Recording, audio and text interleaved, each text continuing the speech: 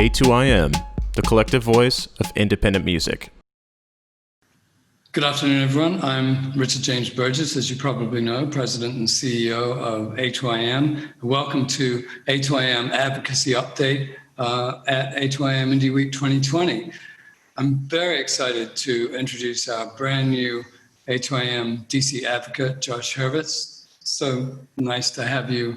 Welcome aboard, Josh. And I wondered if you might tell us a bit about why what you're doing for A2IM is so important right now. Yeah, absolutely, Richard. Thank you for the opportunity, of course, to come on board with A2IM and to speak to everybody here as part of Indie Week. So I'm a lobbyist in Washington, D.C. I work at a multi-client firm. And, like most people in that sort of line of work, we've got a blend of clients. Some clients that, are passion projects, some clients that are, make sense for other reasons. This definitely is a passion project for me. I spent the last decade working at Time Warner in the entertainment space on the audiovisual side for obviously an enormous company. And one of the things that always struck me was the kind of tortured process we needed to go through to wrap ourselves as a big movie studio around the actual creators. The great thing about A2IM is that that distance doesn't exist. And when you're talking to policymakers and elected officials, they're not in it, generally speaking, to help people who are several steps removed from creating the thing that shapes our culture and has enormous economic impact. They want to hear from the real people, the real creators. And so, we've got a lot of work to do in Washington, a lot of very well-resourced, very large entities that are trying many ways to maximize their businesses. And unfortunately, that often comes at the expense of creators, of recording artists. And being in that fight is just, it's really meaningful to me. I think it's an important fight to have. It's great to be doing it alongside you. Thank you. Yeah. And by the way, I want to say I really appreciate the fact that even before you came on board, even before we were even talking about you coming on board, you used to send me updates and things. And what I really needed, since we're based in New York, was permanent eyes and ears in DC. And you've been more than that. I mean, you've been absolutely amazing in that regard. So I very much appreciated that advanced heads up on things, because there's an awful lot of things that slide under the radar in Washington, D.C. that are very important, that can have a huge impact on our business. And I think it's also worth noting in terms of what you just said, that the pendulum swung very hard the other way 20 years ago. And with the dot-com boom and the tech boom in general, it seems like it might be swinging back a little bit more now. I don't know if you feel that's true or not, but you have any thoughts about that? Yeah, I do. For the longest time, frankly, for the entirety of my professional career, 15 or so years in Washington, the major tech players, be they the huge tech platforms and their search optimization and ad businesses, or in our space, the successive wave of new means of music distribution. These were kind of the wonder children of our economy. And in Washington, we're seen kind of as the cool kids on the playground, for lack of a better term. Yeah. And so policymakers didn't want to tussle with them. They didn't want to tussle with entities that are, in some cases, tied to, media outlets. They need to say good things about them for their next reelection. They didn't want to mess with the same, if you think about them at policymakers as buyers of many of Google's ad services to reach their constituents. There was just a lot, and nobody wants to act in areas that they don't fully understand. And the tech business is hard to understand. It's complicated. There are multiple layers. Things that seem free aren't free. That the consumer privacy area is a great example of that, where I think both consumers and policymakers have they've clapped back on the kind of universal view that these free services are great because you didn't have to pay, because you realize actually you do have to pay. You're just paying with your data, and in fact you're the product that's being sold. So that's changed a lot. I think people are looking at the privacy space. There's renewed interest in the piracy space, things like the DMCA, which are just crazy, out of date, and incredibly onerous and unwieldy for small creators. And the antitrust space, right? You look at some of these entities and how big they've gotten, and look at the kind of narrative coming out of Congress, also coming out of a lot of the presidential candidates, frankly, even from Donald Trump, around, there being such a thing as too big. I think all that stuff means there's some shifting tides.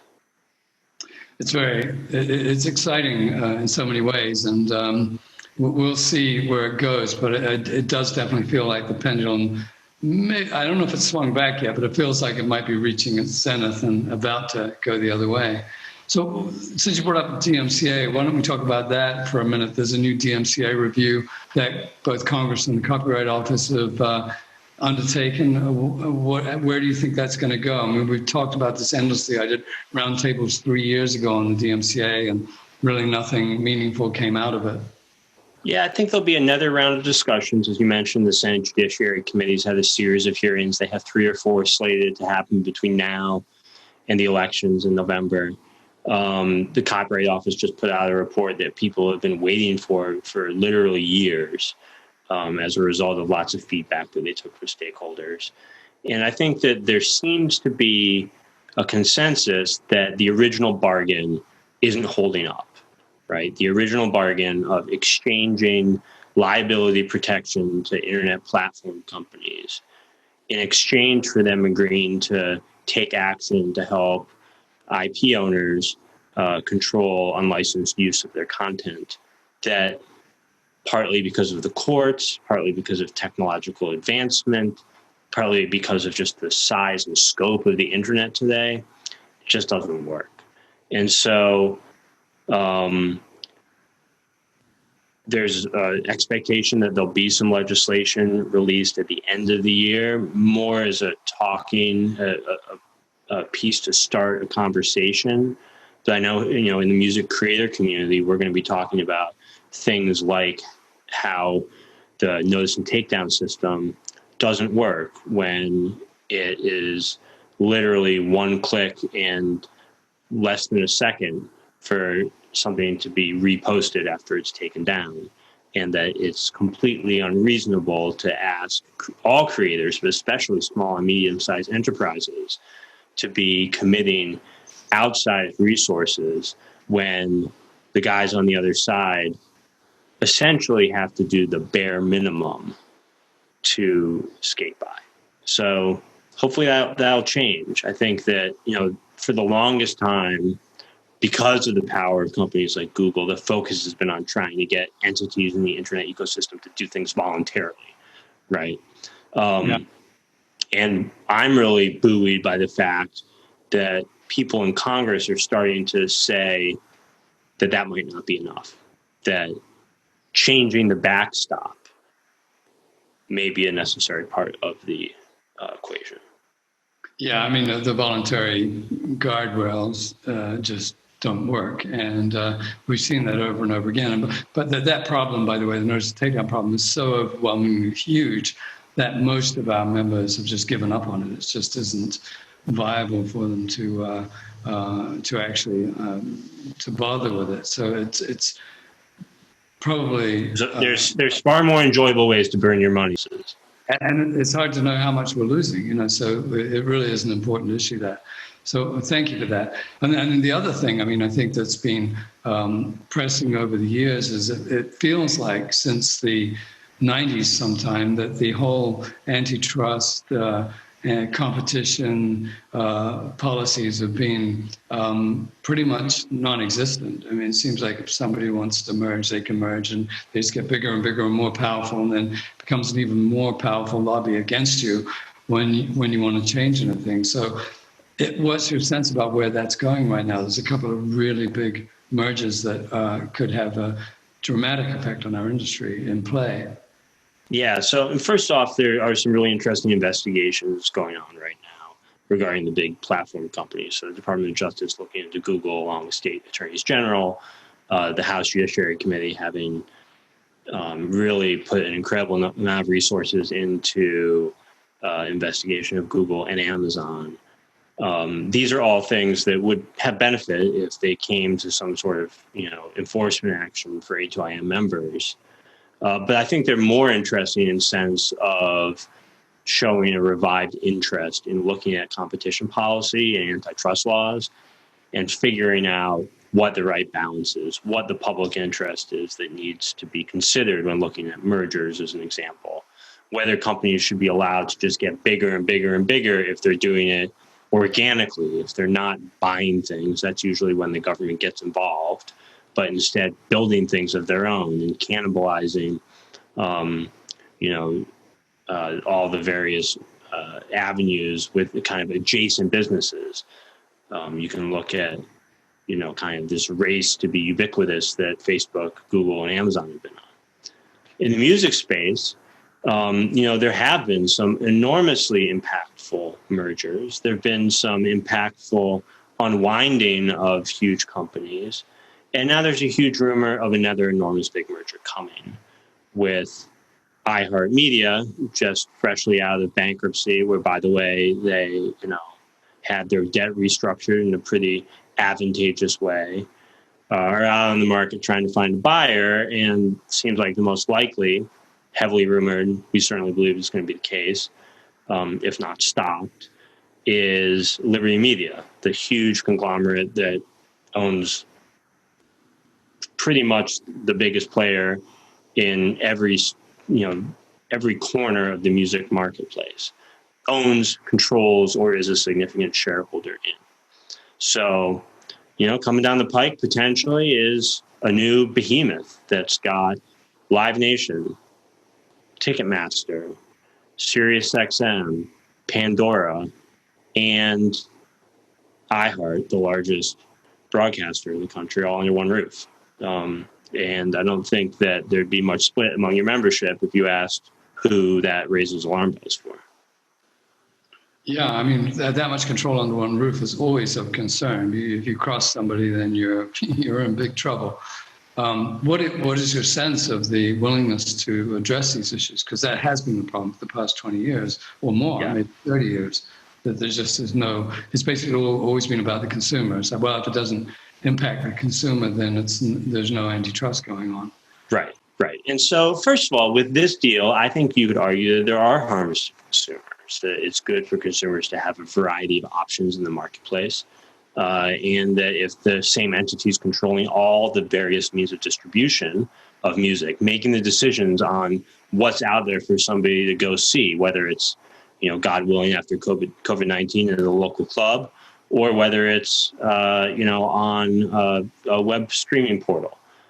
I think that is bad for consumers. But more the point for us is looking at the economic impact that a big transaction has in a marketplace where entities can become enormous buyers in addition to becoming enormous sellers. And that's essentially what this big thing would be. It would be a ubiquitous buyer of everything that musicians make in every realm. And so, for-profit entities seek profits, and they seek to suppress the profits of their market competitors. And if you've got tentacles in all means of musicians making money, then you can see where pretty easily, you don't have to be a crazy conspiracy theorist, where there are going to be distortions in the marketplace. The best stuff isn't going to get the best, promotion. The best shows aren't going to be in the best venues. The radio play, which already, by the way, hugely disadvantages indie, is going to even more so do that. So that's bad stuff, and it's not in the public interest, and it's not in the furtherance of fairness to creators. So we have no choice but to fight it. It definitely hurts diversity, and it definitely hurts. It would strike at independence. I mean, obviously, the cross-promotional potential is absolutely massive, and that only really works for the very biggest players. And so you're likely to see a much more limited marketplace, as it seems to me. But so you touched on the issue of terrestrial radio there. That's the biggie for us. I mean, 100 years now. We've had 100 years of radio where they haven't paid a penny in this country, the only economically developed country in the world that doesn't pay artists, musicians, singers, and labels and producers when their music is played on the radio. So where do you think that stands? Well, we're up against a very powerful lobby who does a great job of spending money to make broadcast stations look like they care about localism, despite the fact that anybody out there in the marketplace knows that they don't. If I'm listening to the Ryan Seacrest morning show in Dayton, Ohio, not hearing much about Dayton, Ohio, right? So, and that's what's happened with these huge conglomerates. There was a really, I think, important session yesterday with the Senate Judiciary Committee. So this was May 27th. Richard, you did a fantastic job testifying. Thank you. And you were joined by the Recording Academy and Sound Exchange up against representatives of some religious broadcasters and the National Association of Broadcasters. And I think that we made a really good case. Frankly, though, I think we've made really good cases every time this has come up over the last, several generations. And so, the thing that has also raised our interest in diving back in with 2 feet on this is the fact that the broadcasters are out there now trying to get federal relief money, the big broadcasters, not small broadcasters, through some of these COVID-19 relief measures that Congress has put in place. And so when you're talking about taxpayer money, you're talking about my money and your money and recording artist money that they have to pay in taxes, flowing into a system that's so, flatly inequitable. I think that we have an opportunity. We have an opportunity to tell that story, and try to, at the very least, get the broadcasters to the negotiating table in a better environment for them to recognize the reality. I mean, we have all the component parts. We win the intellectual argument, but when you've got every member of Congress not wanting their local station manager to be upset at them coming around to their reelection, that creates the hurdle we have to clear. And of course, in many cases, the local station manager is 2,000 miles away these days, which is even more of a problem. But it's in the House bill, that, isn't it? And people say it's DOA at the Senate, but nonetheless, there's a possibility that could make its way through. And the most egregious thing about that bill is that it gives mega corporations access to SBA funds, which is very much like what happened with the restaurants, where they had these large restaurant chains that claim to be small businesses because they have less than 500 employees in each location, but they're still centrally owned conglomerates. So what do you think the chances are there of that making its way through? That would be bad for us. It would, yeah. And I think you can argue it would be bad for every stripe of true small business. There are limited funds out there. The first time they created this PPP program, the money ran out in 2 weeks. And there are many, many, many businesses who have tried and struggled to even get word back from banks as to whether they can access any of this money. That's the most alarming thing. The original program created the ability for any business with less than 500 employees to potentially get this money. That includes broadcasters. There wasn't any restriction saying that they couldn't get the money, just that they had to be truly small. Yeah. And so I think, the mission at hand for us is to make it clear that that these big conglomerates are not simply networks of small businesses, as the broadcasters claim, but really do have centralized control, centralized programming. And you look at the layoffs that they did, layoffs way before COVID-19 hit. It's clear what they want to do. They want to take the local out of local radio in the true experience and do the bare minimum to keep their free government spectrum by, having towers in communities, and that's about it. So we're going to, fight the fight on it. The good thing is, from our perspective, I think you could argue not a great thing for, the country as a whole, is that this next program that they'll enact is going to take a while. We're talking a month or even 2. And so we're just not going to give up. We're going to keep telling everybody why this is wrong, why big mega radio isn't the same as mom and pop radio, why, frankly, music format radio is not the same as true news entities. They've kind of wrapped this all in news. They've said, well, you want to support your local small town newspaper because they're going to give you information on what restaurants are open and when you have to wear your mask and everything else. Well, they don't do that on music format radio. Just because they give you, the traffic and the weather, and a couple of headlines that they could pull from the AP or Google News search, for 3-4 minutes every hour, doesn't mean they're doing the same thing. And I think this was really hastily written. It was sloppily written, and we need to point that out. Well, it was cleverly written too, with the NAB's input, I think.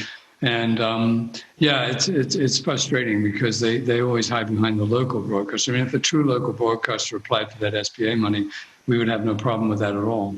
Less than 500 employees. Even when we get a terrestrial right, we're not gonna take it out of the height of the local broadcasters. They'll have a very, very modest charge. But it's the mega conglomerates that are making massive profits.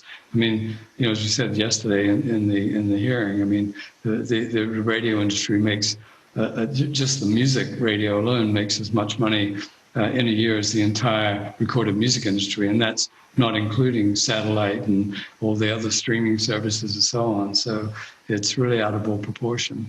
I'm curious, we're at the end of our time, but how has COVID-19 affected Washington, D.C.? Is it getting more partisan, less partisan? What are you seeing?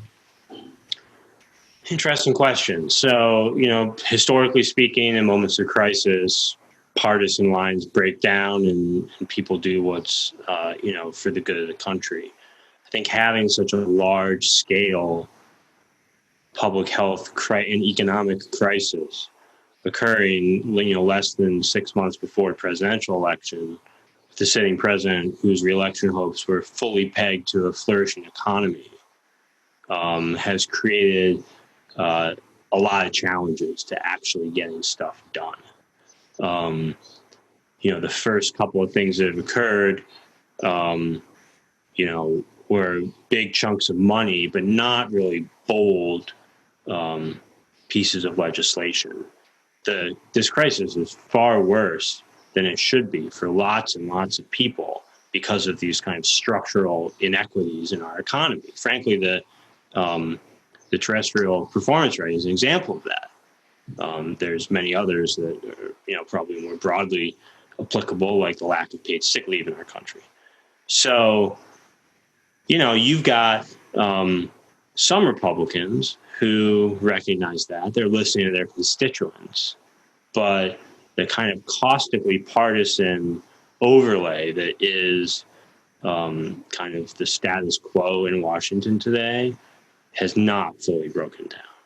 And so I think that you're going to see kind of a limp to the finish line of this congressional year with a lot of good intent in terms of helping people, but really limited results. And that gets, that's compounded by, the fact that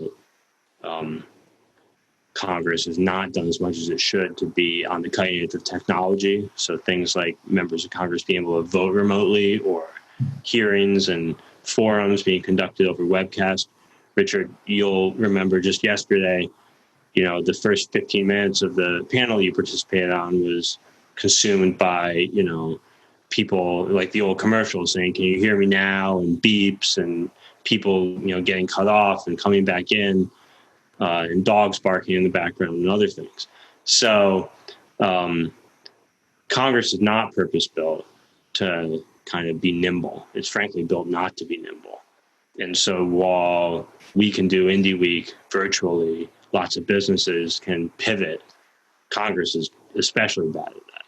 So we'll see.